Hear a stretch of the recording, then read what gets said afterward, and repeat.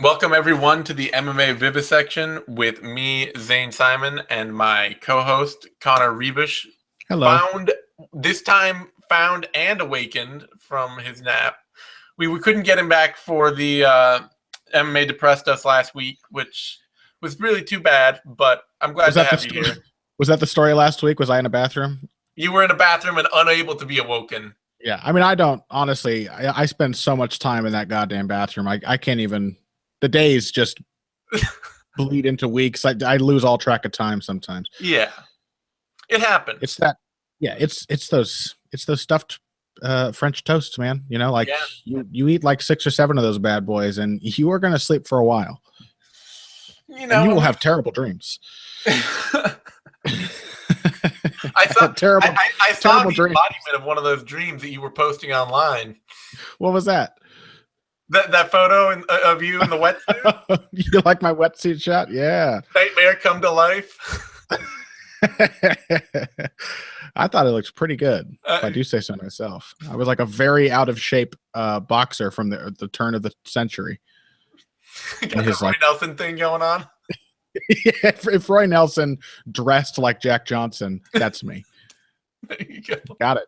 Nailed it. Yeah, I thought you were just, you were getting ready for a pro wrestling match, like an old-timey pro wrestling match. Yeah. That's my Frank Gotch look. Yeah, exactly. Anyway, enough about my fabulous body. Let's get into UFC Stockholm. That's right. Which I gotta say is a pale imitation comparatively. Yeah. Yeah, it's not like it's a card that will probably be shit to watch, and the fact that for most of us it'll be a Sunday morning card will be very nice and enjoyable. Yep. But anything after UFC 211, I mean, anything after UFC 211 would be true, and this in particular is. You know how Jotko Branch was a fight that meant something, but after the UFC 211 prelims, it was like there was no way the crowd was not going to boo it. Yeah, this is just that writ large. Like after 211, how can you really get excited for a middling European UFC card? Yeah, like there are a bunch of fighters on this card I like. There are a bunch of action fighters on it. It should be, there should be some fun fights, but your most meaningful bouts are not that meaningful. Like Volkan Oezdemir versus Misha Cirkunov just feels like Misha Cirkunov's chance to make Volkan Oezdemir to take over Volkan Oezdemir's really highly overrated spot in the UFC rankings. To eat his undeserved rating and become a top 5 light heavyweight. Yeah, and Gustafsson versus Teixeira is like, it's a cool fight, but the way they've both been fighting lately, it's not nearly as cool as it would have been 5 years ago. Right. Or even like 2 years ago. Yeah. Or even 2 years ago. Yeah. Yeah. So, I'm with you. It's Molly. Damn it. It's a card. Quickly, I'll cover for you. Quiet the Hound. It's a card. It's it's so. We've got, I'll say this. There are a few guys here that I really like. I really like Damir Hadzovic. I really like Darren Till. I really like watching Jack Hermansson. There are a few guys that are like on the undercard that should be interesting, but the matchups themselves just don't tantalize. They don't scintillate the way we might want them to. So still, we're going to dive right into it and not waste too much time if I can stop my dog from going nuts. We'll do our best to plow through these undercard fights. Yeah. So on that note, let's jump straight into this Marcin Held versus Damir Hadzovic fight. One of the better fights on the undercard, I think. Pretty interesting matchup. Hadzovic, very solid fighter, has not fought for some time since he lost to Mairbek Taisimov. May he rest in peace. Not that he's dead, but he's essentially dead because he's apparently no longer allowed to fight on the UFC card. He's in Ian McCall territory now, and he was supposed to be on this card. Fortunately, Hadzovic did make it back to a UFC date, or it seems like he will, and I'm excited to see it. He's a pretty powerful striker. He's sort of like an aggressive boxer puncher, good right hand, likes to press the clinch, does good work inside, and is very focused. And I think that is his biggest advantage over Marcin Held is that Damir Hadzovic knows exactly how he wants to fight, and Held is still struggling with that. But Held did show some nice improvements in the fight with Joe Lozon. I thought he actually looked quite good in that fight and got, beamed a few times in the first round, but showed off that he is a veteran despite how young he is. He's experienced. He does not crack under pressure. His wrestling was a big thing in that fight. And the fact that he was able to take Lozon down numerous times with relative ease, with some really like powerful, clean shots, that is going to be big for him against Hadzovic. And then the fact that like Held is not a bad striker. He's pretty good at times. He has his moments where he moves around, he mixes up his strikes. I think if he can do that and just resist all urges to pull guard and play a bottom game against Hadzovic, he probably will win this fight. But especially because Hadzovic will probably have to knock him out to beat him, and he tends to be kind of a slow starter. And Held is extremely durable, has never been stopped, and is rarely even hurt. But I do think that if Held cannot get knocked out, he'll probably win a decision here. Yeah, that's kind of my feeling too. He might even get a submission. I think the biggest thing really is, can Held be confident enough in how he wants to approach this fight to not just stand and trade shots with Damir Hadzovic? Yeah. And I'm pretty sure he can.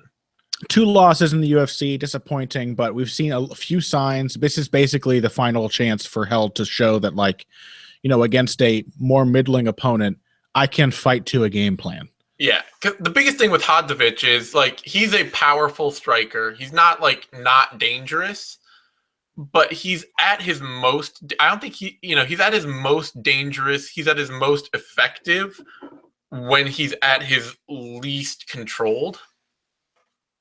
When, like, Hadzovic is the kind of fighter that, he can be outside and he'll be waiting and he'll be looking for his spots and he might land something.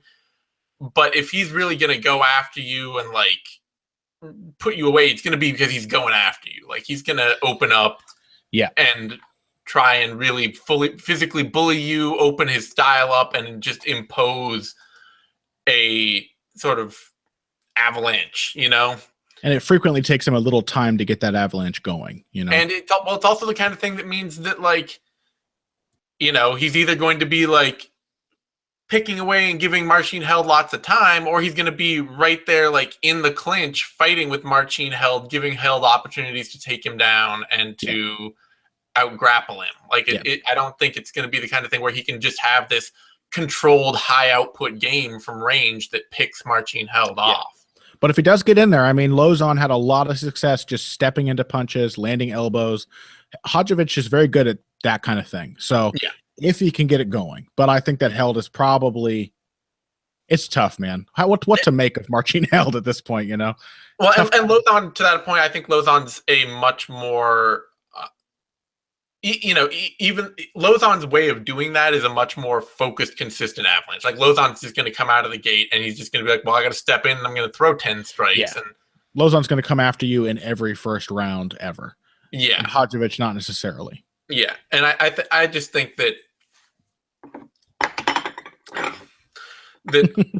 Held in this case has too many opportunities to get takedowns and to find Hadzovic waiting on him and not being focused enough on just hurting him and keeping him hurt and keeping him himself out of danger in the meantime.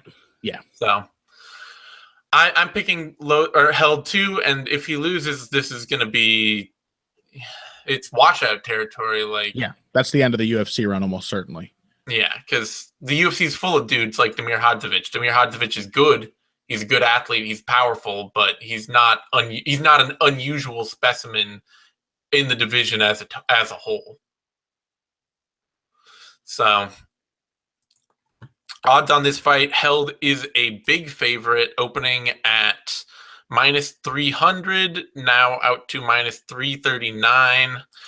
Hadzovic opening at +220, now at +268. I'm a little surprised at that. It's weird to give Held any kind of strong favorite odds in the UFC at this point, but yeah, I think he probably should be favored. I agree he should win. It's just, the way he's been fighting lately, I'm not filled with confidence, even in a good matchup for him. Yeah, I'm with you. All right, that brings us to a welterweight bout. Darren Till, Jason Ayari. This feels like a relatively simple fight to me to pick, but I get part of that, I think, is based on Till it's been a while since Till's fought. It's been a couple of years. Just look at it, his shoulder against Nicholas Dalby. At least that was the last we heard of it. And yeah, that was back in 2015. So it's been a while, and it's just not.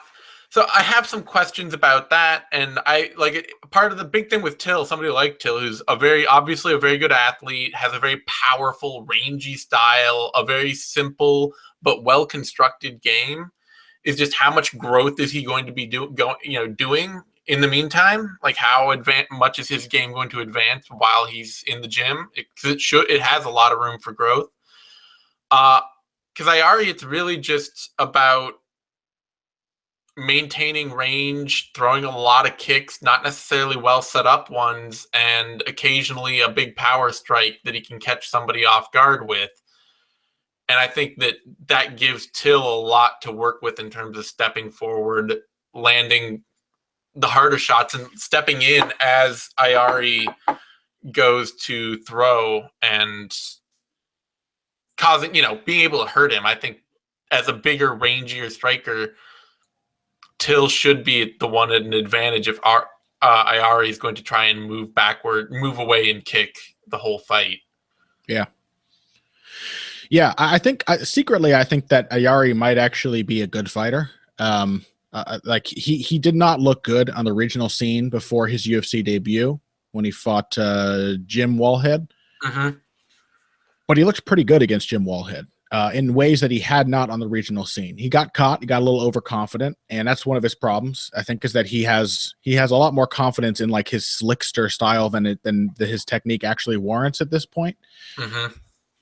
But he had clearly spent time working on his boxing. His footwork was really sharp in that fight.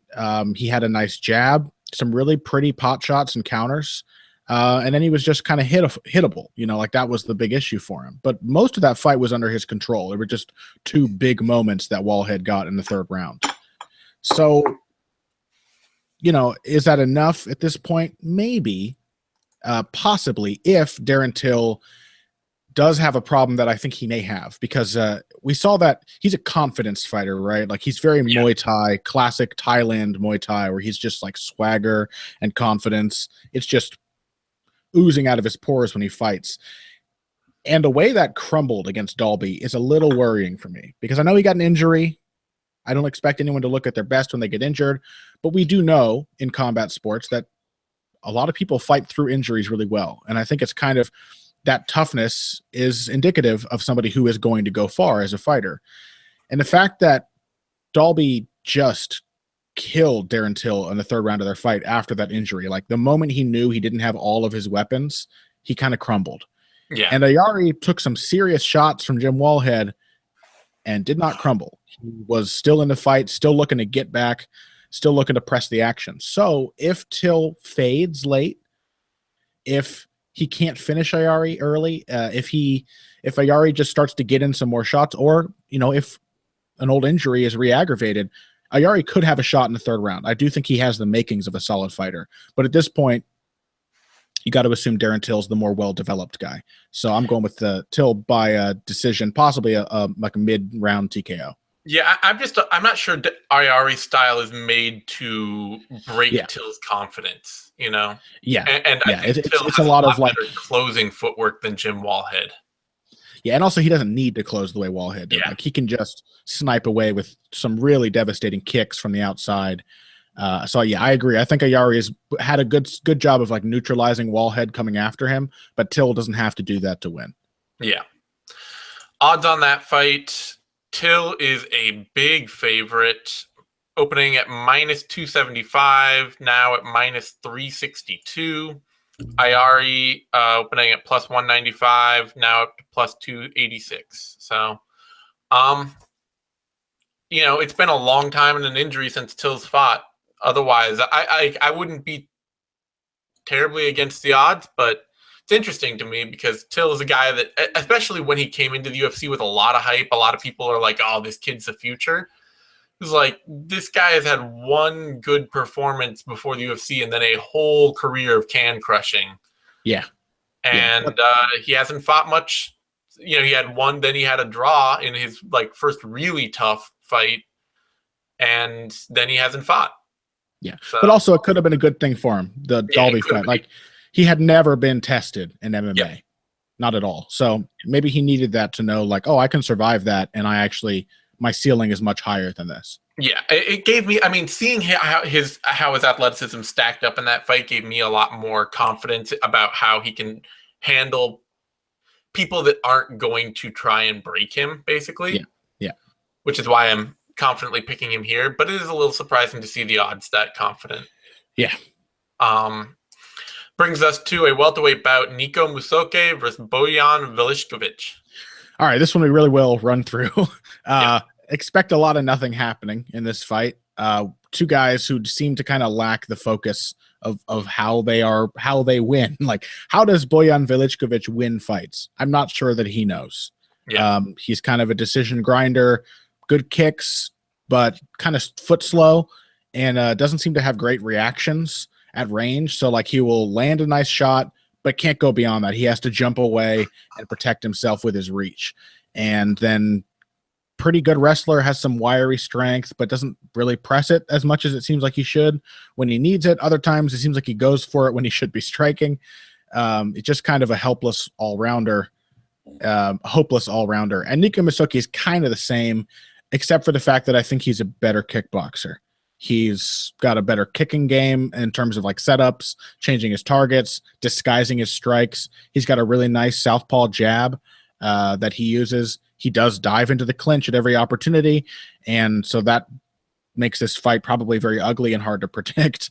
But my feeling is that slight bit of focus that Musoke has will be enough to get him the win, provided he, it's been a long layoff for him too, so provided he still looks good. But often with guys at Musoke's age, at this point in his career, they benefit from that kind of layoff. So, Musoke is a finished product. He's not like Darren Till, still trying to find his footing. And so I think that time off may, in fact, have given him the refreshment that he needs to look good here. So I'm going with Musoke by decision.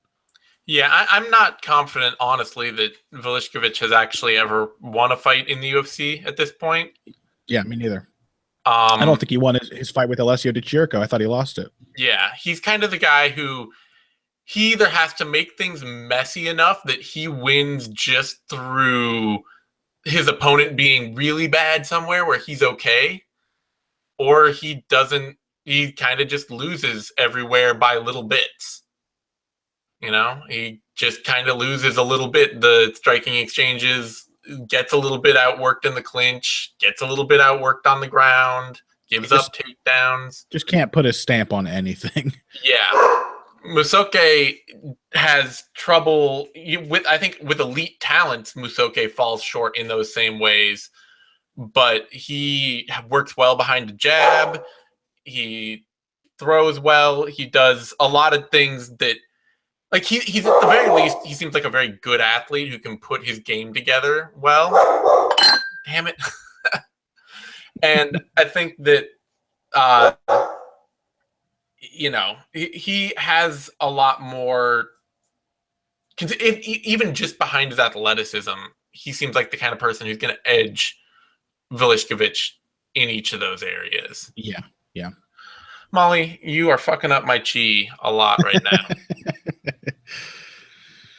There's somebody on a ladder outside my house right now doing some work, just going nuts. Molly does not trust this person. Yeah. Velishkovic is the underdog in this fight, opening at minus 135, now to plus 123. Musoke opening at minus 105, now to minus 148. So both guys actually dropping in the like Musoke getting wider and Velishkovic getting narrower, which that is this fight. Yeah. I think it seems like a reasonably safe. I mean, it doesn't seem reasonably safe. No, I would go nowhere near this one as a better, honestly. Yeah. It's such a it is just going to be a really ugly fight. It is. All right. That brings us to Reza Madadi versus Joaquim Silva, and this is a fight that is all questions for Joaquim Silva for me. Yeah.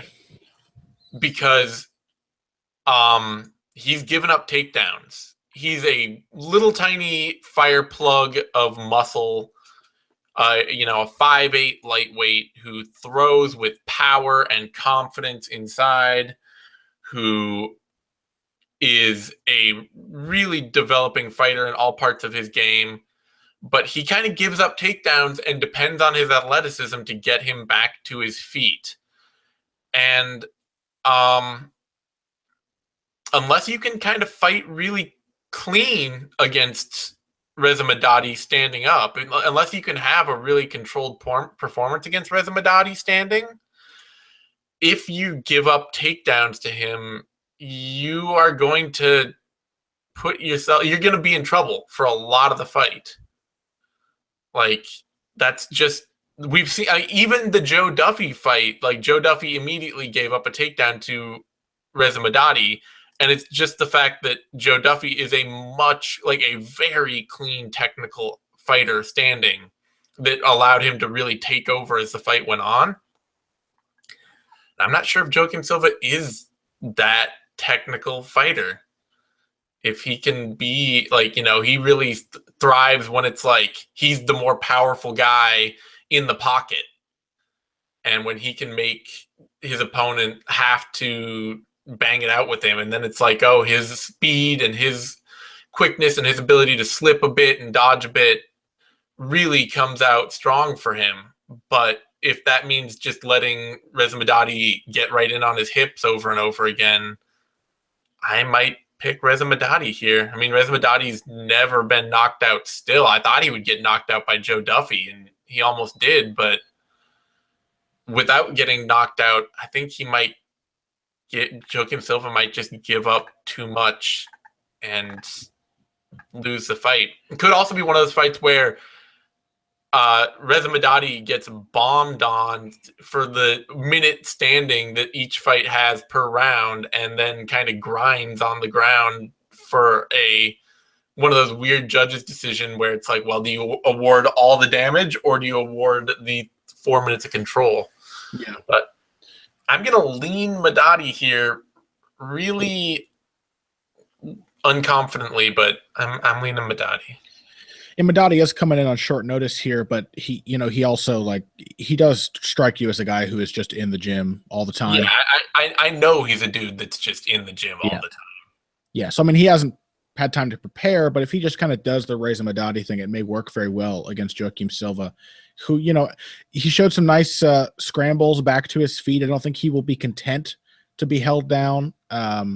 If he is, he will have a problem. If he tries to be Neto BJJ and tries to play the guard game, then he will have a problem against Madadi, who is a very accomplished grappler. But, he will get back up. He is a powerful striker. He's got some good timing. He had some really nice timing in that fight with Roland Meligari. Yep. Roland, right? Not Nazareno Meligari. Oh, Nazareno. Why did I think Roland? I don't know. Nazareno Meligari, he had some nice timing on his right hands. He also got hit a lot, though. I really think that Meligari deserved to win that fight, having just rewatched it recently. If the judges were just a little better at seeing counter punches, I think he probably would have gotten the nod. And, it's not like Reza Madadi is a shit striker. He can strike. He's very experienced. So, yeah, I'm not sure that just Silva's power and athleticism alone are going to be enough to overcome a fighter who's always been known for his determination, his toughness, and his wrestling. So yeah, I'm with you. I kind of think that Madadi might squeak out a decision here. Yeah, like I mean, is Joaquim Silva a better fighter than Michael Johnson? No. Like, you know, No. Madadi's weird because he's the dude that can lose to Norman Park and beat Michael Johnson. And and granted, Silva is not going to. He's not going to like break apart the moment his back hits the ground the way Johnson used to. Yeah, but his best win of his career is also Nazareno Malagari in a split decision that he may have lost. Yeah. Like, he has never had to. The hardest fight of his career, otherwise, the best fight of his career would probably be Glyco Franca, which he lost. Like, that would probably be the best fighter he's faced. Yeah, and then every other thing kind of suggests that, you know, like he's really dangerous in the first round, and after that, you can kind of start working your game. So yeah, and with Madadi being so hard to knock out, I just am not willing. I see where you're coming from. I didn't think I was going to pick Reza Madadi, but it kind of makes sense. Yeah, it just watching him get taken down by Nazareno Malagari, where like he just made the wrong moves on a single leg. And like watching the way Reza Madadi, even still against Joe Duffy, enters in on his takedowns, it's like he's gonna get these takedowns, and it's just a question of can he keep Silva down, or can Silva do enough damage before he gets taken down? Yeah, and I'm not willing to bank on that. Sure, yeah, I'm with you. Silva is the favorite, opening at -180, -181 now, so those lines have moved a little up and down, but not much. And Madadi opening at +140, now +152. I believe this is also Madadi's retirement fight, which could mean Stockholm. It could mean bad things for him, that his mind isn't in it, or it could mean good things for him, that he's going to come out to like put on the fight of his life. I don't know. I wouldn't touch it. Silva hits too hard, and Madadi's old, but Madadi's game is much more. We've seen it function a lot at a decent level, in like much better than it seems like it should in fights. Yeah. So it's a tough one to pick. Going now, middleweight bout: Trevor Smith versus Chris Camozzi. Now, I could talk about this for ages, Zane, but I think we should also make this one pretty quick. Yeah. It's a weird fight. It's middleweight. It's very, very middleweight. Chris Camozzi, good, accurate boxer, kickboxer, I should say. I think he still is like the second most leg kicks landed in UFC history. Oh, we lost him for a second. So yes, Chris Camozzi, very active. Okay, go after it. Mostly likes to pick away from range. Chris Camozzi does. And, that could be what he needs against Trevor Smith, who is not a great striker. Tends to be fairly hittable. But Trevor Smith usually, when he gets hurt or really does badly in the striking, is when somebody really aggressive blasts him out in the first round. He is a guy who throughout his career has been caught cold many, many times. I think every knockout he's ever suffered has been in the first round. And and most of them like within the first minute. And even with a pretty powerful, more athletic guy in Andrew Sanchez in his last fight, Sanchez fought from range and could not knock Trevor Smith out. He hurt him a few times, but he could not stop him, and Smith was still in that fight to the final bell. And that's going to be a problem for Camozzi, whose takedown defense has not really been up to par lately. And against Smith, who is a very solid wrestler still, and a very solid top control player in particular, has a really like an underrated top game and jiu-jitsu game. He hasn't gotten a lot of submissions, if any, in the UFC, but he is still, when somebody has a weakness to wrestling, that still shines for him, the ability to hold people down and just sort of grind them. And I think that might be enough against Camozzi. It pains me to say it, and I definitely can see Camozzi. Sometimes his wrestling looks pretty good, and his distance management is pretty sharp, but he's inconsistent with it. And Smith, is consistently vulnerable in the first round, but in all other things, he is consistent. He just keeps his pace. He attacks his game plan. He doesn't quit. So I'm taking Trevor Smith by what I expect to be kind of an ugly decision. Yeah, I was just looking back. I think the best wrestler that Chris Camozzi has ever beaten is Nick Catone. Yeah. Like his recent fights, Vitor Miranda, kickboxer, Joe Riggs, a reasonable wrestler at his times, but he also got destroyed in 30 seconds. I mean, if that Chris Camozzi shows up, that's the Chris Camozzi, by the way, that beats Trevor Smith. Yeah, but that's also the Joe Riggs that is like... Yeah, like he also rocked Joe Riggs with a jab. You know, it's not like he pounced, but he didn't like work that hard to create the opportunity. He kind of got lucky. Otherwise, you got like Tom Watson. He fought Jeremy Kimball outside the UFC, Nick Ring, Louise Kane, and then Nick Catone, and then Dustin Jacoby, kickboxer. Yeah, not a lot of solid wrestlers. Joey Villasenor, a split decision against Dongi Yang back in 2010. All of his wins come over guys who just want to stand with him. And Trevor Smith doesn't. So I'm not picking Chris Camozzi here. That's unfortunately all it is. Yeah. Breaks my heart, but it is what it is. Yep. Chris Camozzi is the favorite. Opening at minus 190, now like dropped to minus 240, now going back up to minus 209 now. Trevor Smith opening at plus 150, going up to near plus 200, and now down to plus 171 as the fight gets closer. Smith might be worth, yeah, he might be worth a look there. I don't know. I don't bet. I'll tell everybody that when I see something that I think is wrong. I see these lines, and I don't think Trevor Smith should be much of an underdog or an underdog at all. But I'm not going to put any money on it because I don't put money on anything. So it's all up to y'all. And nobody should. Nobody should. There you go. Yeah. That brings us to a bantamweight fight: Pedro Munhoz versus Damian Stasiak. This one is pretty clear to me too. Pedro Munhoz is for fuck's sake.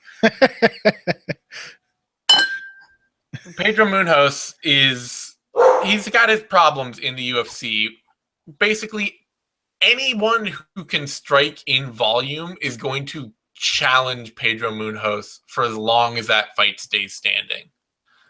Munhoz is a busy striker who is neither powerful nor defensively sound. He's not an untechnical kickboxer, but the defense side is not that existent, and he doesn't have enough power to make anyone respect him. So as long as the fight is standing, people are going to touch him up. Yeah. Stasiak, though, for all of his karate, really wants to be a wrestle grappler. And Pedro Munhoz is undefeated when it comes to the wrestle grappling. You know, you give Pedro Munhoz a wrestle grapple-y fight, and he will twist something off of you, usually your head. Yeah. And that's really what it comes down to here. I think Stasiak cannot help him. He's one of that brand, the breed of Polish fighters, somewhat like Yatko used to be, and is trying to get away from, but still can be at times, where there's some striking, there's some wrestling, there's some grappling, and these fighters will do all of them in every fight, and they're not necessarily all they're not necessarily all blended together, and they're not necessarily ever comfortable to just do one. Mm-hmm. Like Stasiak, he's like, okay, I'm going to throw a punch, and then I have to get in on that takedown, and then I have to like start moving towards grappling positions. And, against somebody like Davey Grant, who just had no wrestling whatsoever, that worked perfectly. But, Yautin Meza beat him. Yeah, so. And also Davey Grant was beating him before the submission. Yeah. By the way, just to say it again, Pedro Munhoz will twist something off of you, and that guillotine he hit over Russell Doan is still one of my favorite submissions that I've seen. Two guys in this card, by the way, that makes Munhoz, along with Cirkunov, two guys who have won recent fights by like Schultz style headlock, getting that arm, like, you know what I mean? Like getting that arm all the way across the face, getting like an arm triangle from a guillotine. Not easy to do. You don't see it that often. Yeah, like stuff like that makes you think that Pedro Munhoz can absolutely hang with Stasiak on the ground. Stasiak's a very good grappler, but like, who's going to out grapple Pedro Munhoz? Meza beat him. I mean, it's not. He's a good grappler, but he's not like he's not a great athlete, and he's not a wunderkind. He's not like going to just come out and rock somebody's world with his grappling. Right. Yeah, and so if he doesn't have that up his sleeve against Munhoz, then he's got to contend with his striking, and Stasiak is basically like one punch and a spinning back kick. And that's about all he really brings to bear on the feet. Munhoz is definitely hittable, definitely a little mechanical, but he's tough as shit. He's a very willing striker, and he's certainly not bad at it. His fights on the feet always end up being close, but he's always in them. He's always in the fight. So even with Jimmy Rivera, he stunned Jimmy Rivera a few times with shots. He would not go away. Yeah, he's a very busy and willing striker. Yeah. To his own detriment at times, but he will always be in there. If he's not knocked out, he's going to be coming after you.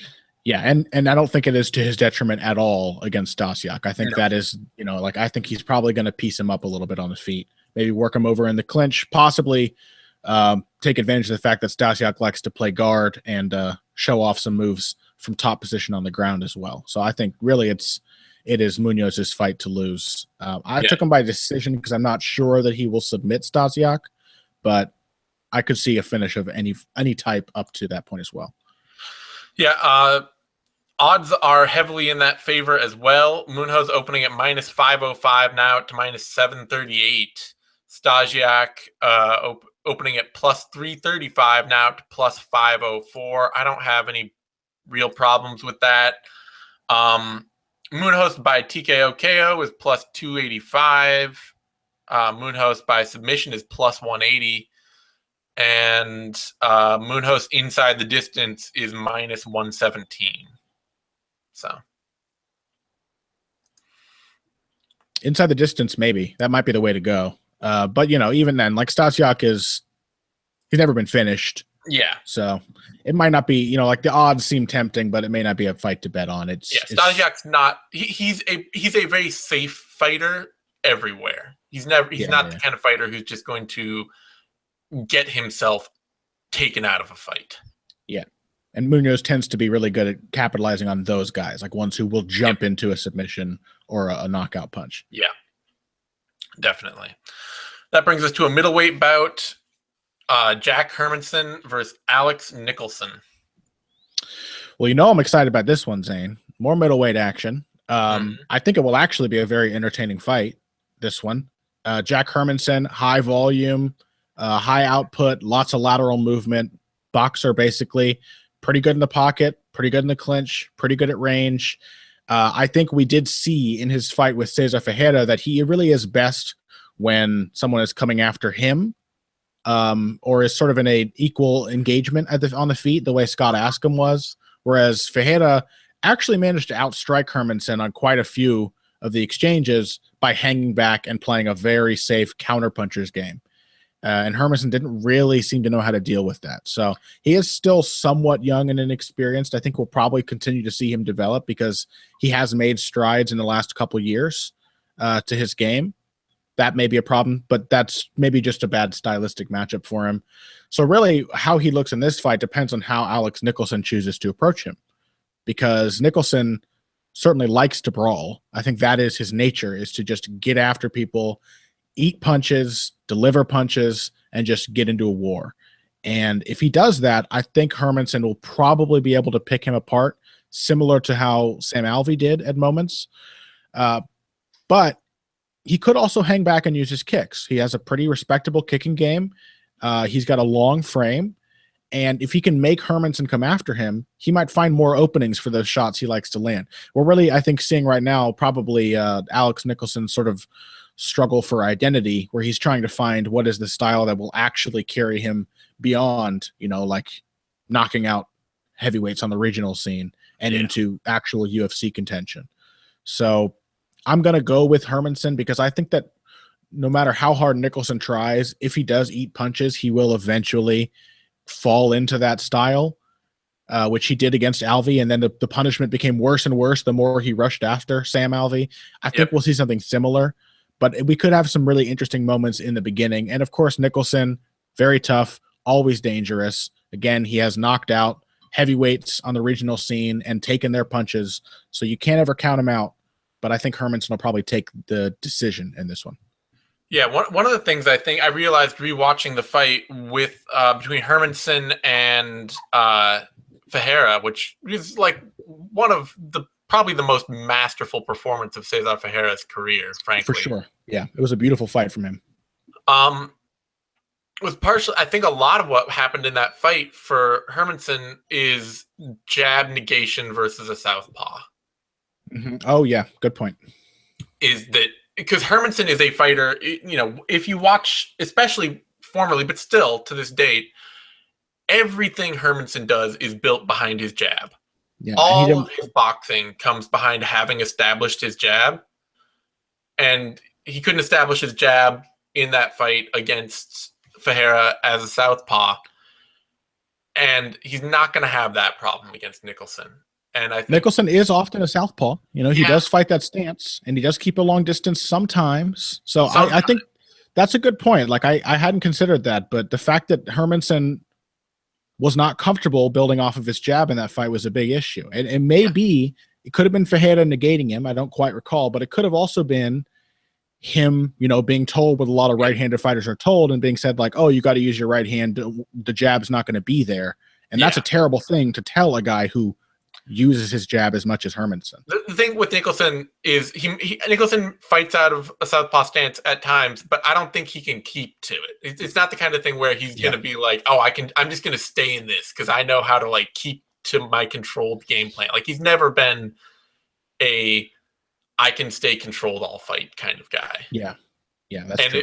If he gets out of that and Hermansson starts touching him with his jab, then his whole game of any distance game he might have is very likely to break down and give Hermansson more openings to get the kind of fight he wants going. So I just have a lot more faith in Hermansson being able to establish that part of his game than I do in Nicholson being able to be this really patient southpaw counter fighter that I think is, or southpaw out fighter counter fighter that I think is so much against his nature, and I don't see enough of him. Like I don't know enough that he's changed enough in his training camp to make me think that he's going to have suddenly got this much better planning idea.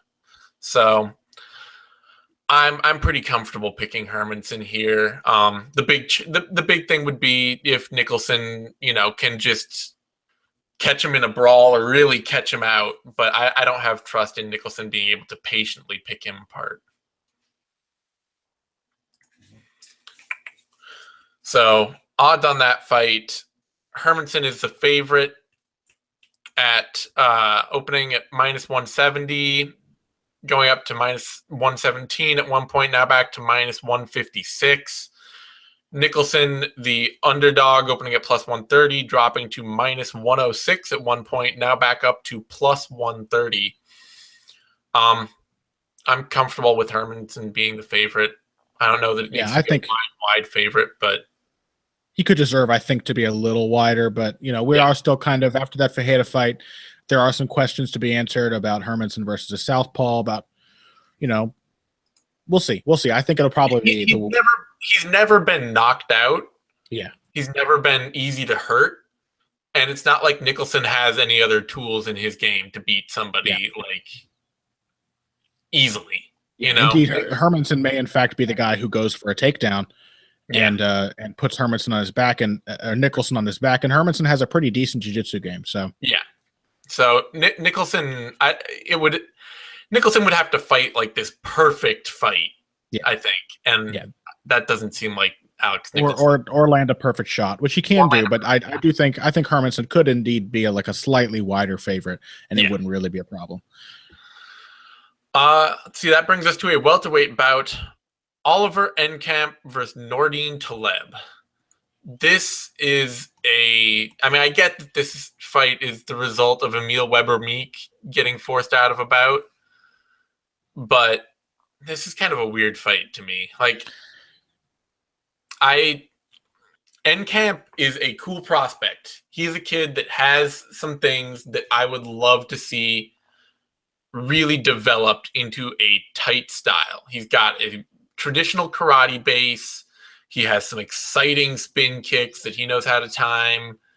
He is a aggressive grappler when the situation calls for it. I think right now he's who was the Tough Brazil winner who was like Little Lyoto was his, Marcio Alexandre. Yeah, Marcio Lyoto Alexandre. That's who he reminds me of right now. Where you see a lot of karate in there and some excitement, some moments where you're like, oh yeah, I can see there's something there to capitalize on and this could work out into a much better style. But it's built so far off of fighting opposition that just has no clue what to do with him at all. The way a lot of karate styles are trained, I think it makes it kind of difficult to make the transition from karateka to fighter. You know what I mean? Yeah. Like where Enkamp will have these nice moments, he'll pick off a shot, he'll run you into a a reverse punch. He has some really nice, accurate spinning kicks. They are very technical and very well used. But then, like, you press him, and he's swinging like a guy who hasn't trained in his life. He will just get into a brawl because that is not the kind of thing you encounter in that martial arts background. Is someone just getting in your face and landing a shot and then continuing to try to land shots. And it's sort of in that person who really believes heavily in traditional martial arts and not in a lot of other martial arts. He's, it's like easy to take down and then will immediately work out of his guard. And it's like, okay, that's not the best thing in the world. Yeah. And I was watching a fight of his from a while ago, from a couple of years ago, like 2016. Where he got a knockdown and he just like rushes into guard and starts throwing punches and can't get a finish. He's got some good instinct for ground and pound. He's got some he postures up, he lands hard, straight shots. But it's that sort of decision making that comes with experience. Like, why would you do that? Just bring him back to his feet and hit him again. Yeah. And Nordine Taleb has honestly been getting better. I didn't expect that. He really has. But he has been especially the thing that looks like really is that he's been getting in better shape. And being in better shape has allowed him to be faster and more fluid. Because the thing like it used to be is that he was just kind of a foot slow kickboxer. Yeah.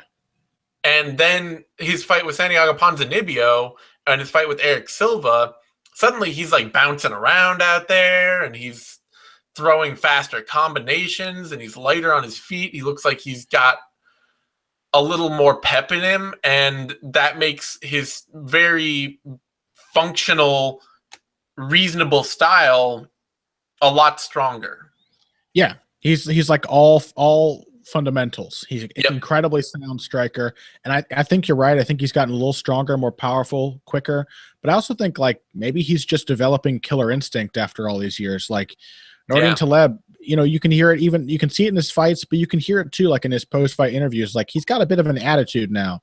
Like he will taunt people now. Like he kind of wants to hurt his opponents more than he used to. And so that fight with Eric Silva, very impressive. Like he just totally dominated the mental aspect and the physical fight, and then hung in there really, really well with Santiago Ponzinibbio. Like could have gotten the decision.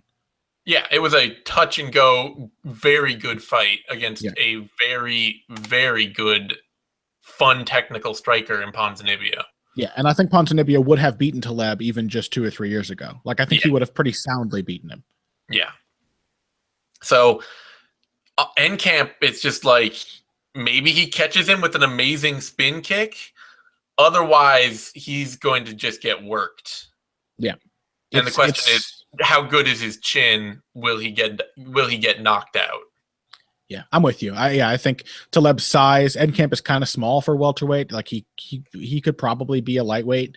He's fairly, like, he's near Taleb's height, but he's very slight.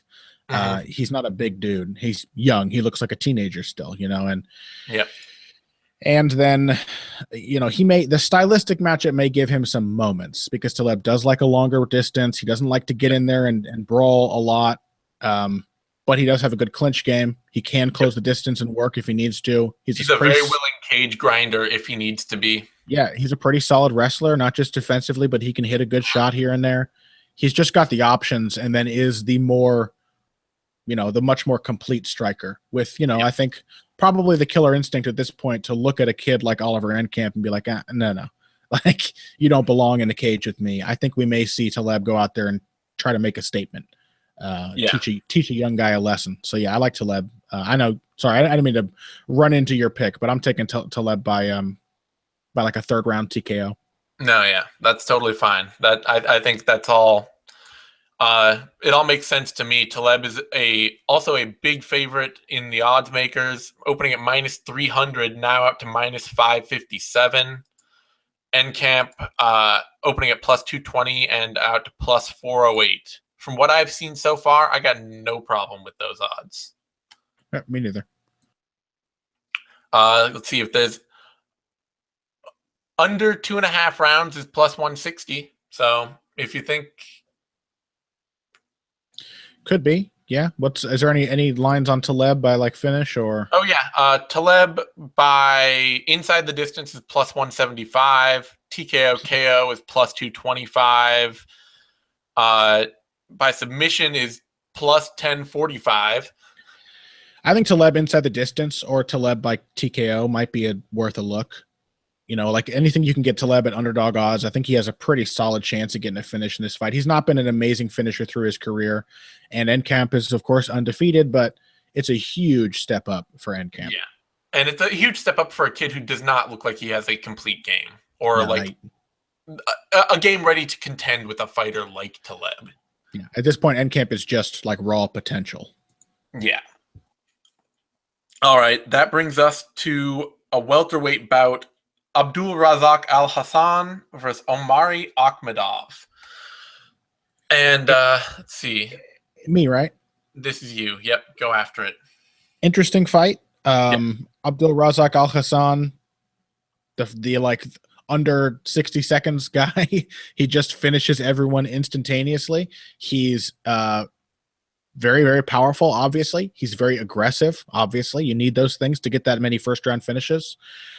He does actually, I think, have, he's older. I think he's, like 31, 33? He's 31. 31, yeah. Yeah, so just started his MMA career, but yeah, he's young, but probably not a ton of time at welterweight to continue developing. But he does have the makings of a solid fighter. He's got an extensive judo background, and a lot of judoka, I think, tend to come in and have a sort of natural sense of distance and striking more so than wrestlers. And I think it's because of the footwork and hand fighting that judoka use that wrestlers don't.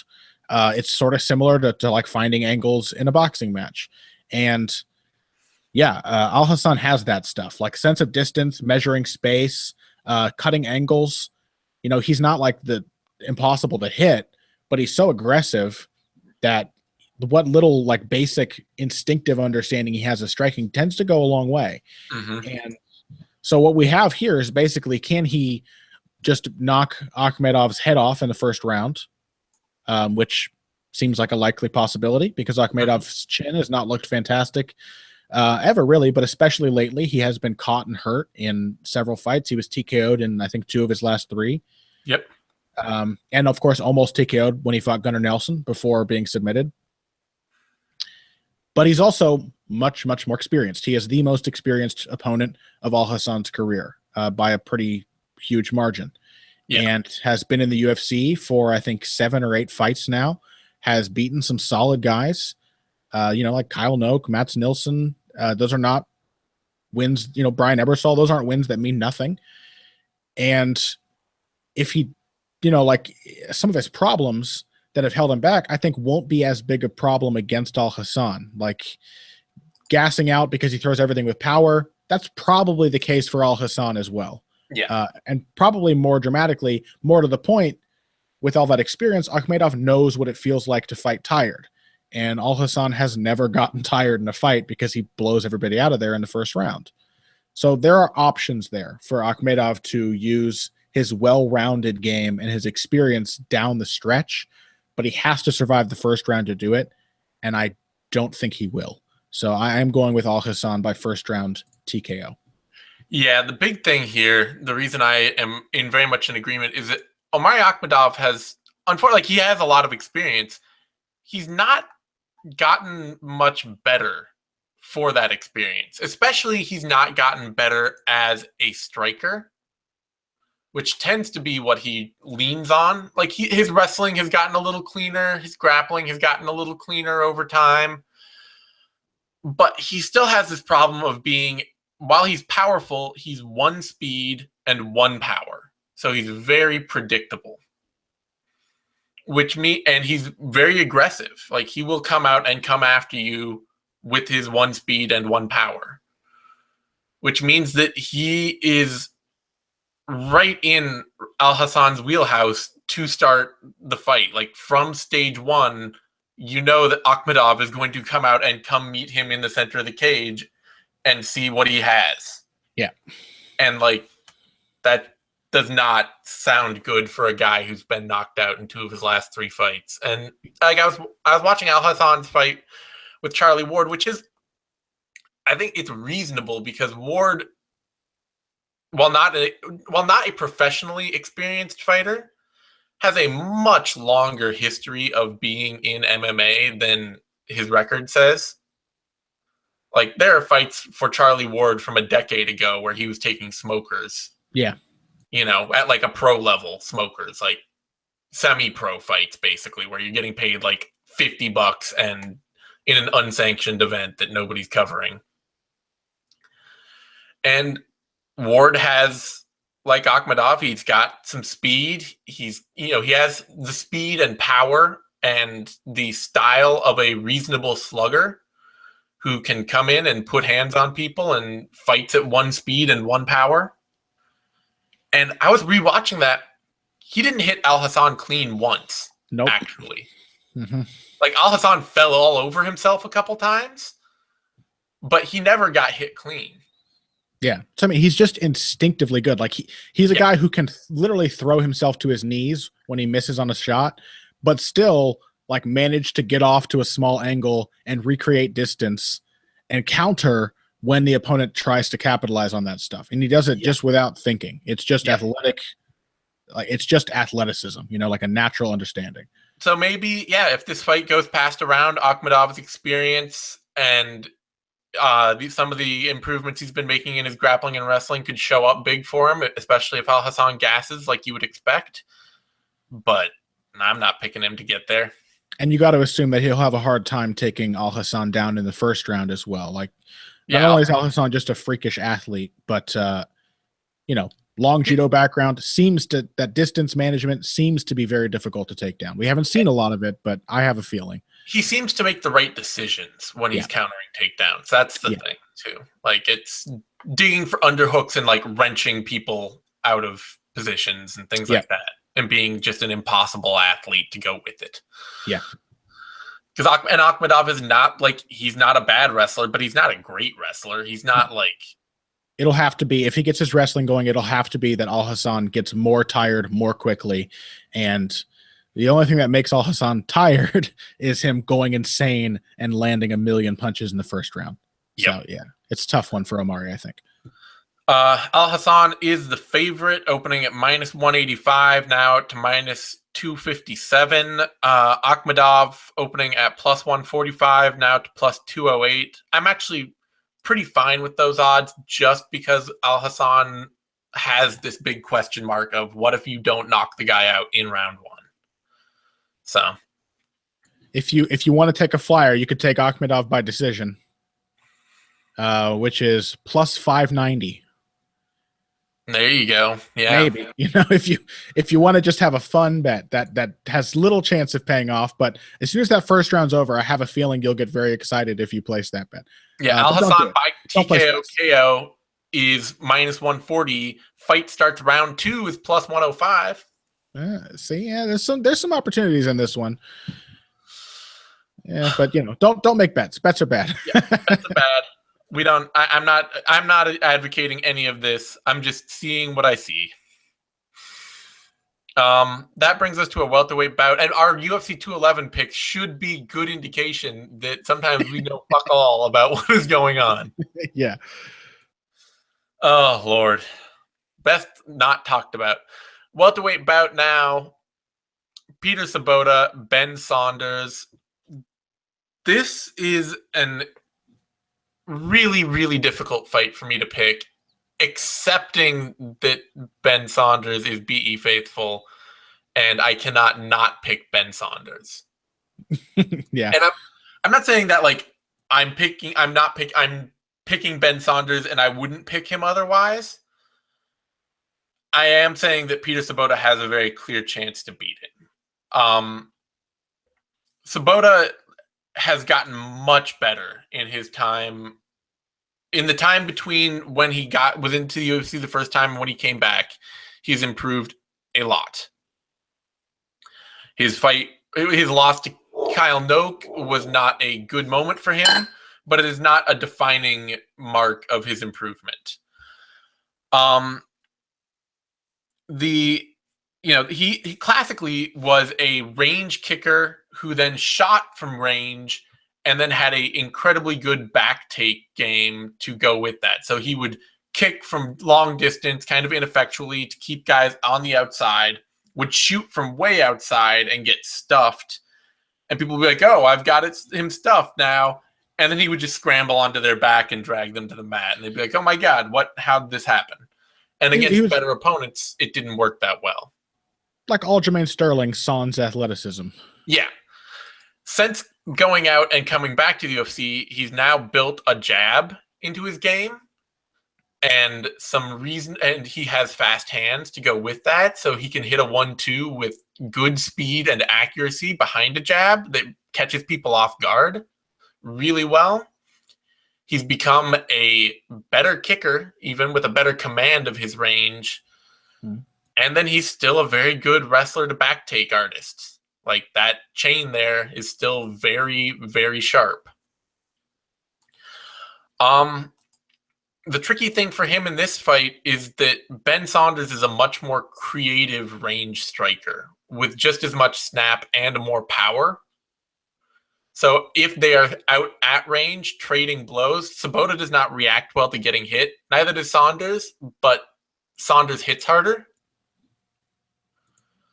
And is more creative in general with his kicks and how he sets things up. I mean, even like Saunders' fight, I was watching just in his first round against Court McGee, and I really did not.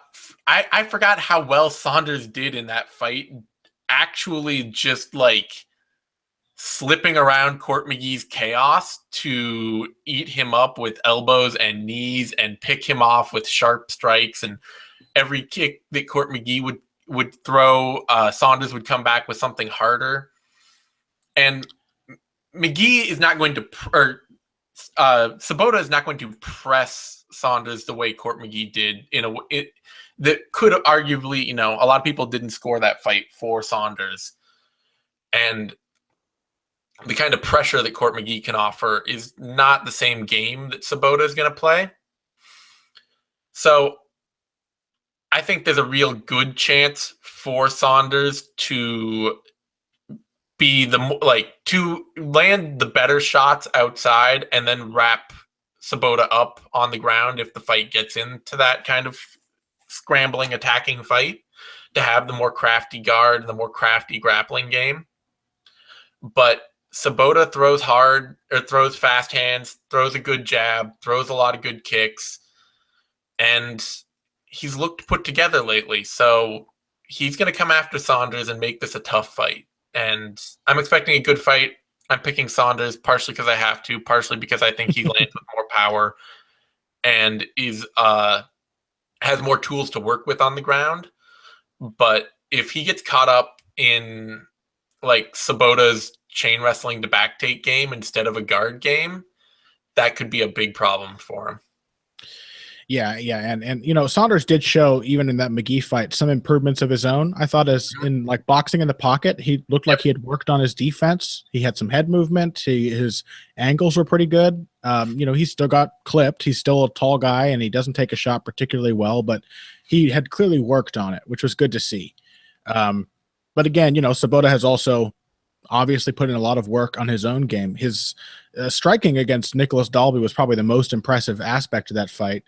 Despite the fact that most of the bout was him controlling Dalby on the ground, the fact that he put him there in the first place with a knockdown, that he hit him, like even when Dalby was coming on strong, trying to recreate the Darren Till fight in the third round, you know, Sobotta was there sticking him with hard shots. Was not easy to hit, was moving pretty well. He has really improved his whole striking game overall. And then, you know, the big thing in that fight for him was his wrestling, which looked great. It looked really, really good against Dalby, who has, you know, not historically been that easy to take down. You know, he's not been an amazing takedown defender, but to get him into a position to take him down is the first battle. You know, like to trap him in a corner or get close enough. Sobotta did that well, and then to take him down with ease does say a lot. And Ben Saunders has a fairly good takedown defense record.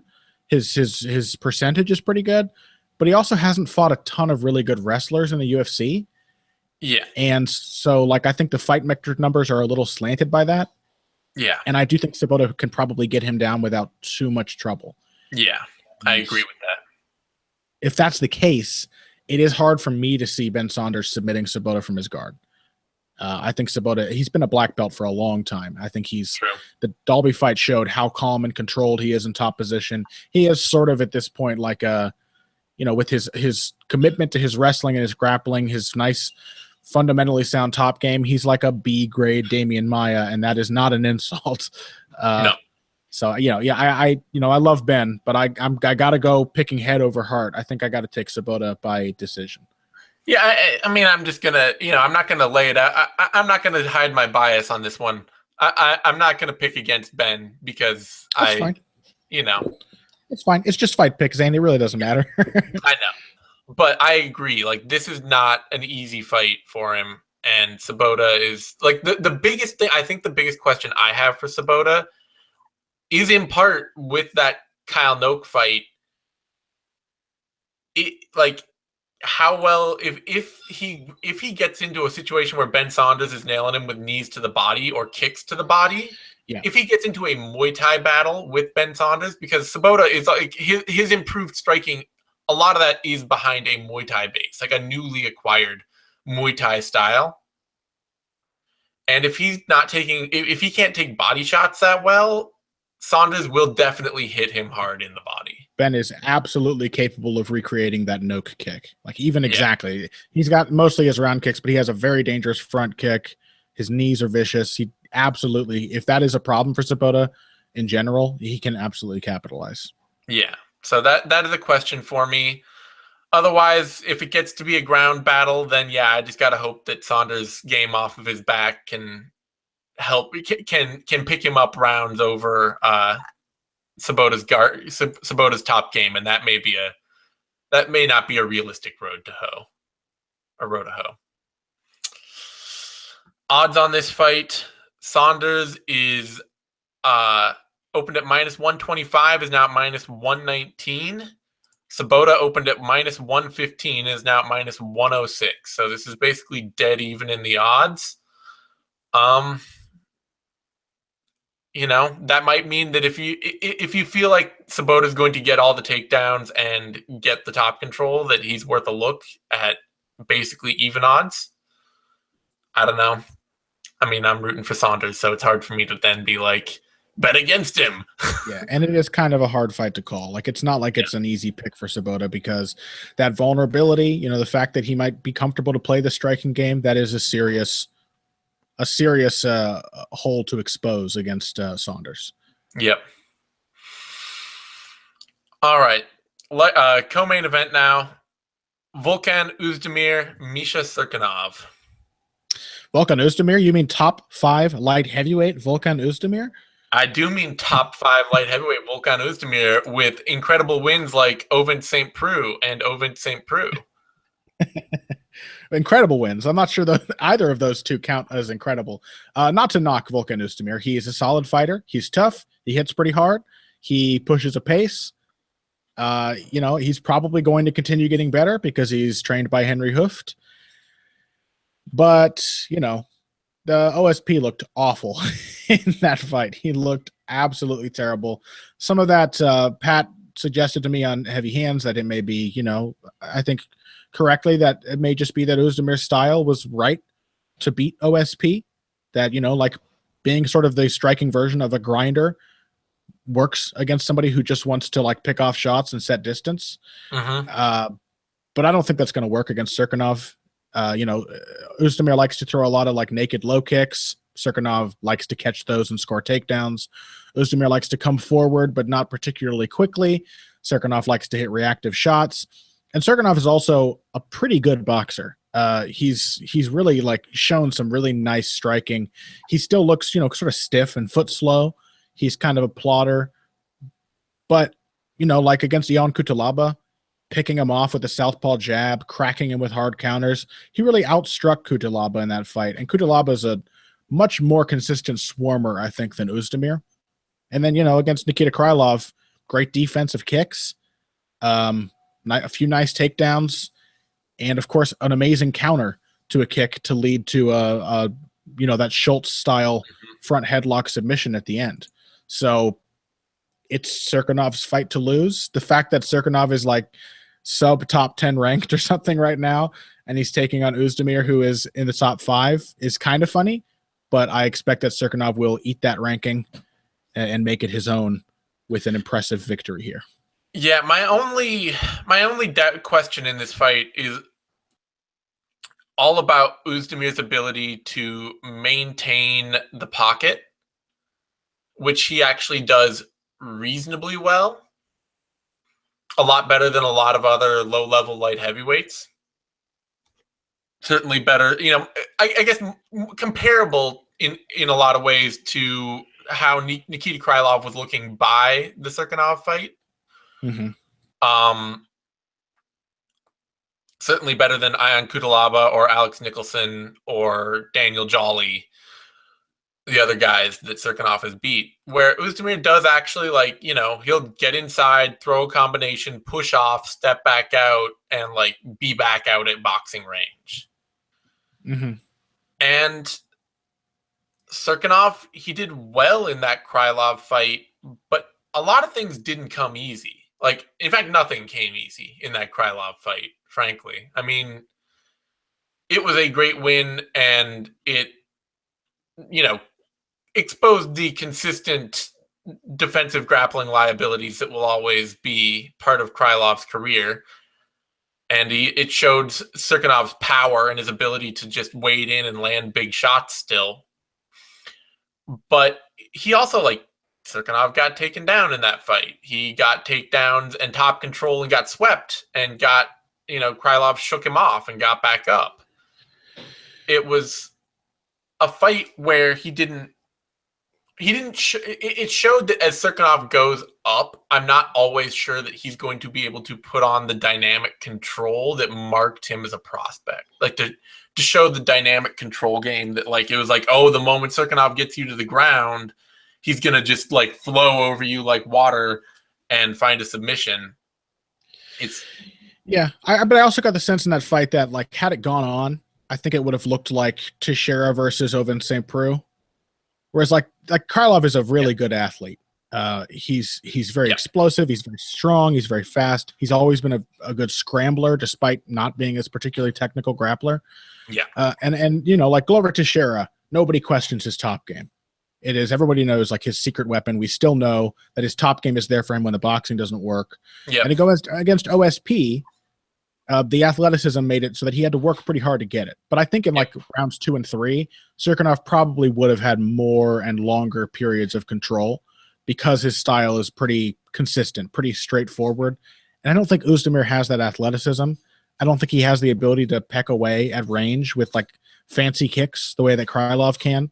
Yeah. I just don't think he's the same kind of threat. You know what I mean? Stylistically, I think he's more likely to sort of plod after Cirkunov and get either picked apart or taken down.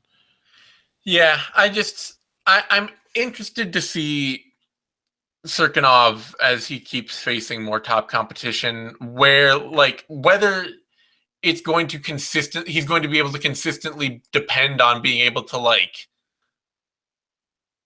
you know, drop people with unexpected shots or, you know, scramble with dudes at 205 pounds and come out, like be able to do that repeated times in like 2 or 3 times in a round where you're like, is he just going to be dead tired now? Because most guys at 205 cannot scramble multiple times in a fight. Yeah, you know, for sure. So I have some worries about that, but it's general. I mean, it's definitely a fight I'm picking Cirkunov in. I think, but it's a fight that, you know, he will have to be there. He will have to be closing Oezdemir down when he gets the chances, because I'm not necessarily sure early that Oezdemir will put himself in easy takedown ability just for Cirkunov's sake. Like, I think Oezdemir will probably try and do kind of what he did to OSP, which is like step in the pocket, throw a few shots, step back out to range, and, you know, try and like have this in and out style where he's never just committing fully into the pocket. And if he does, that's when he get his style, Oezdemir's style kind of breaks down. He gets a little wild. And that'll be where Cirkunov really has to take over and hit those takedowns and out grapple him. And maybe he just plunks him, you know, and maybe Cirkunov just plunks him and I'm wrong there. If Oezdemir wins this, we will have to eat some crow, right? Because it's not that he's a bad fighter. It's just that, like, he does not yet deserve this position. Like, clearly, I think at this point, Cirkunov deserves a higher ranking than Oezdemir. I mean, I realize that Kelly Annenson is like a good wrestler, has had a wrestling background that is legit, but getting neck crank tapped by Kelly Annenson is not good at all. Yeah, and it doesn't spell, it doesn't presage anything good when you're fighting a significantly better submission wrestler. Yeah, exactly. So I'm definitely picking Cirkunov, but I wouldn't be surprised if he found himself walking through and eating a few shots to get his first takedown. Or if he found himself on his heels a little bit to get his first takedown with Oezdemir trying to come after him. Odds on this are pretty wide. Cirkunov opening at minus 260, now to minus 444. Oezdemir at plus 180, now to plus 340.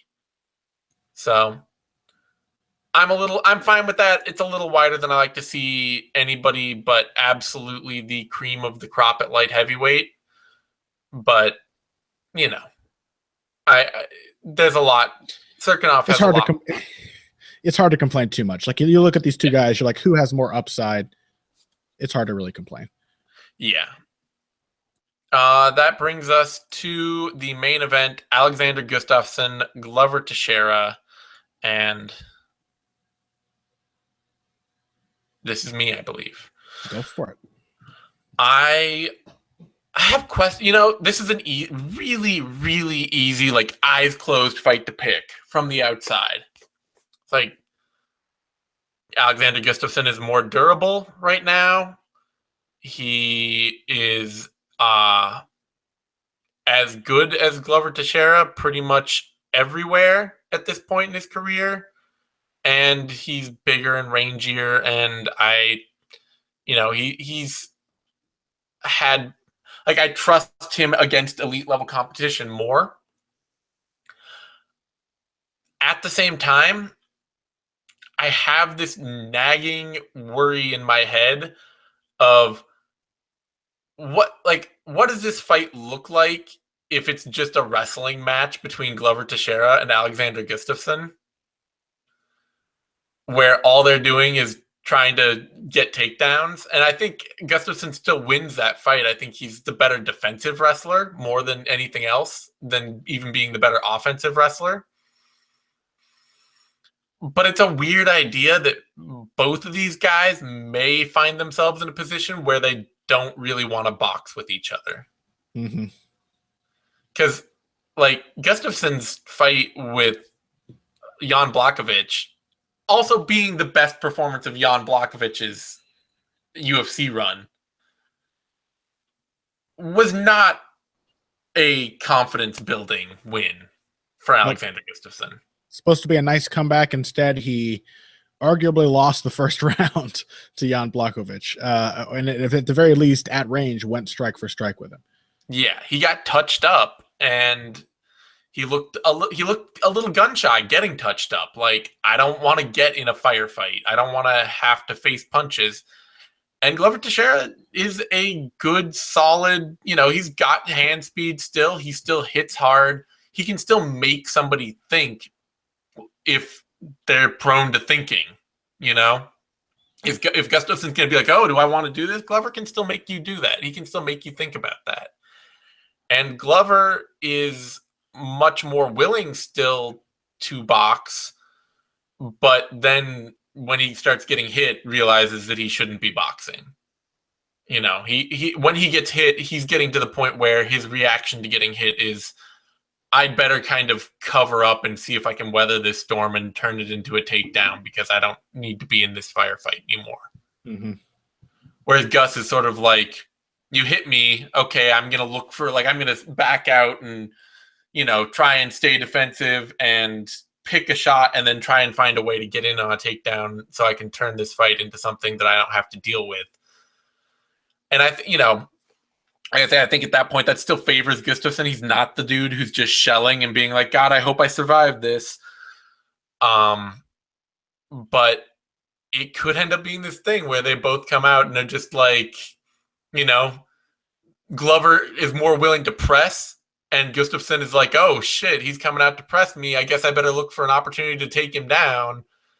And maybe he catches Glover in there, and Glover's like, oh, well, I don't want to get hit again. I guess I'd better take him down quick. And you end up with this weird wrestling, grappling exchange. Sort of depressing fight. Yeah. Yeah, I feel you. Yeah. I'm picking Gus, but I have this sinking feeling that it's going to be, and not that Glover is a bad grappler, obviously, or a bad wrestler. We know he's good at both these things. But I get the feeling this could be two boxers wrestling, Yeah,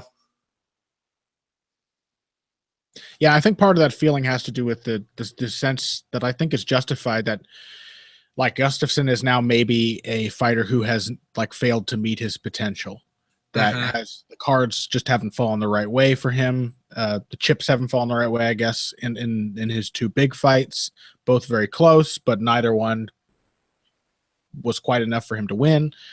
Those two title fights. And then, the big knockout from Anthony Johnson, that he's looked a little gun shy, a little worried about getting hit since then. And that even throughout his UFC career, we saw Gustafsson as this guy who was never really shining the way you really wanted him to against I remember level. very specifically his 2012 fight with Shogun, which I was in the audience for. And you're just like, this is full knees shot Shogun at this point still. He beat Brandon Vera to get there. Yeah. But, this was well past any illusions about where Shogun was. And you expected Gustafsson to be this guy on the rise who just puts a clinic on him. And it was just this kind of back and forth close fight that didn't really tell me anything. It didn't say anything where I was like, oh yeah, did you see Gus Shogun? That was a great fight. Yeah. He didn't really shine. No. And I think that's Gustafsson, not a great defensive fighter, tends to get hit quite a bit, uses his footwork a lot, but hasn't really improved it all that much. Has not yet developed that nice tight footwork, stepping in and closing distance and pivoting off that you really want to see from an outfighter. Like he's not all the way in or all the way out. He's all the way out as often as possible. Mm-hmm. And that tends to limit him a bit when people really put the pressure on. I think that compared to Anthony Johnson, like obviously Glover Teixeira could try to replicate what Anthony Johnson did. Could try to counter hard, could try to press forward, put Gustafsson against the fence, and just bang away. But I think the fact that he's significantly slower than Johnson, that he's, I don't think, comfortable being as aggressive, especially now that he also has been knocked out recently and has taken hard shots and been rattled in a lot of his fights. I don't think he's the guy who can do that. And I think what we will see is more like methodical, slow pressure from Teixeira, which I think will allow Gustafsson's long-range offense to shine a little bit. I think he'll be able to, similar to the moments he had in the Cormier fight, he'll get into a rhythm, feint, stick the jab, land the uppercut, and kind of nail Teixeira on the way in. And the reason I think that is going to be too much for Teixeira to handle is that his head movement was just not there against Jared Cannonier, which is really worrying. Like the best thing about Teixeira as a striker has always been his slip counters, that he would the cross counter followed by the left hook, pretty rudimentary, pretty meat and potatoes game. Sometimes more just meat and doesn't even have the side dish to balance it out. But timing shots and slipping them to land counters would have worked pretty well against Gustafsson. And if he can't do that and he's just there like covering up and taking shots, then that is just an opportunity for Gustafsson to land uppercuts, to maybe grab the clinch and land some knees, to pivot off and land a right hand over the top. He just has too many options from that range for somebody who is slowing down, who's probably more fragile than ever before, and who doesn't seem to have the same defensive acumen that he once did. So I think, it's basically will become a fight that Teixeira has no choice but to wrestle. And if he is the one forced to make that decision, it's going to be very, very difficult to out-wrestle Alexander Gustafsson. Yeah. It is not going to be easy. So I have to go with Gustafsson as well. I think he'll probably get like a mid-round TKO. Maybe I would love to see Gustafsson be able to just turn it up on Teixeira. And it's a great opportunity for him to shine, to really put on a good performance. He needs a confidence builder more than anything else. So I hope that's the case. I hope that Teixeira's game falls right into Gustafsson's striking offense in the way that lets Gustafsson really be confident in it. I just have this feeling that if Teixeira does land a couple slip counters in there, then maybe Gustafsson will also be like, I better wrestle too. Yeah. And we'll just be like... That's been his thing lately, man. He hasn't been that comfortable striking with people. He has been going to the wrestling. So, we'll see. At that point, it could just be another win that Gustafsson gets over 3 rounds where you're just like, oh, I didn't say anything good. So, I don't know. It's kind of a bummer fight. I don't know why. It is. Kind of makes me sad to think about it. The big thing with this card is there are some fun action fights here and there, but there's nothing that shines. And the fight at the top really just... couple of 2 or 3 years ago, I would be much more like, I need to see. We still need to see this for sorting at the top of the division, but it doesn't. It feels more like this fight has to happen, and right. Like it has to happen. It's kind of like Gustafsson wins, or Teixeira wins. Like whoever wins, you're like, okay, what do they do now? Where does this put them in the division? What, they got to fight Cormier and or Jones again? There's just no depth whatsoever at light heavyweight, and neither of these guys have the momentum that they need to have to really mean something in this division. So I don't know. I guess with the way to look at it is that if Misha Cirkunov puts on a good performance against Oezdemir, that he will probably fight the winner or loser of this fight next, and that we could very well have the next title challenger being made on this card. But watching it may not. It won't give you the high that UFC 211 did. That's what we know. No. So Gustafsson opened at -175. He's now at -329. Teixeira opened at +135. He's now at +255. I have no problem with those odds. I think this is it's a good matchup for whatever version of Gustafsson shows up. It just may not be the prettiest fight. Yeah, I agree. All right. On that note, I think it feels weird to end this on such a downer. This is like an episode of MMA Depressed Us. A little, yeah. I'm just not I will watch this card and I will enjoy it because it's on a Sunday morning, and I'll be happy to watch a bunch of action fights on Sunday morning. But if somebody was just like slept through it and never watched it, I don't think I'll be like, you must go back and see the card. Yeah, it's a beautiful card to enjoy with a cup of coffee and a nice light breakfast. But beyond that, like, it's you don't have to go out of your way to see it. Yeah. All right. On that note, you can find me on Twitter at TheseAnytime. You can find Connor on Twitter at BoxingBush. That's BUSCH. You can find both of us over at BloodyElbow.com. It's where, in our various roles, capacities, whatever we're doing over there, we're still there. You can find me on, or whatever. If you're watching this on YouTube, don't listen to me right now. Give this video a thumbs up. It's the like button, all that good stuff. That helps us a ton. Subscribe to MMANation.com, DOTCOM. That's where you find all the latest Bloody Elbow shows, videos, interviews, all the stuff we're doing. We will be back next week with UFC 212, Aldo versus Holloway. We'll probably talk for 3.5 hours about Jose Aldo versus Max Holloway. And then we'll have to do just that fight because the rest of the card just pales in comparison to that one fight. It's true. But man, and honestly, they could put a complete shit show together and just have that fight at the top, and I would still be nervously excited to see it happen. Yeah, so we'll have Care Don't Care, If I Did It, Heavy Hands, Knuckle Up, Vivisection, all that good stuff next week, building up for that. So tune in, everyone, and we will see you next time.